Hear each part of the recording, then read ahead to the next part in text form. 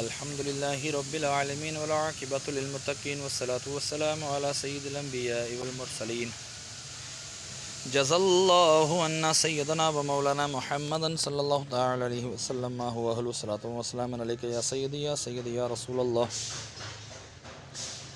اللهم ربنا آتنا في الدنيا حسنة وفي الآخرة حسنة وقنا عذاب النار وقنا عذاب القبر وقنا عذاب الحشر وقنا عذاب الميزان.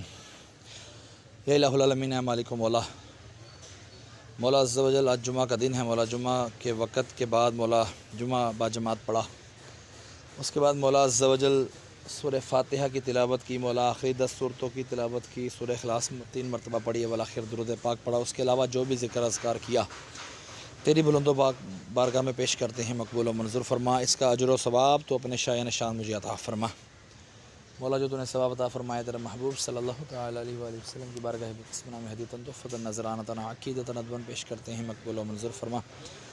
آپ کے وسیلے سے آپ کے والدین کریمین طیبین طاہرین، آپ کے ازواج مطہرات، آپ کے صحابہ کرام، صحابیات، تابعین، تبع تابعین، اولیاء العظام، تمام سلاسل کے بزرگان دین حضرت آدم علیہ السلام سے لے کر آج تک اور آج سے لے کے قیامت تک کے مسلمین، مسلمات، مومنین، مومنات کے ارواحوں کو درجہ بدرجہ اس کا ثواب پیش کرتے ہیں، قبول و منظور فرما. خصوصاً بالخصوص ہمارے محسن بھائی کے والد امجد بھائی مرحوم کی ارواح کو اس کا ثواب پیش کرتے ہیں، مقبول و منظور فرما. مولا عز و جل کلام پاک کی برکت سے ان کے درجات بلند فرما، قبر کی تاریکیاں دور فرما، قبر کو جنت کے باغوں میں سے باغ بنا، کفن کو جنت کی کفن سے تبدیل فرما. ان کی قبر پر اپنی کروڑوں انوار و تجلیات کی بارشیں عطا فرما. محسن بھائی کے کاروبار میں، مال میں، جان میں خوب برکتیں عطا فرما. مولا اپنے والدین مرحوم کے ارواحوں کو بھی اس کا ثواب پیش کرتا ہوں، مقبول و منظور فرما. ان کی بھی درجات بلند فرما، قبر کی تاریکیاں دور فرما، قبروں کو جنت کے باغوں میں سے باغ بنا، کفنوں کو جنت کے کفن سے تبدیل فرما.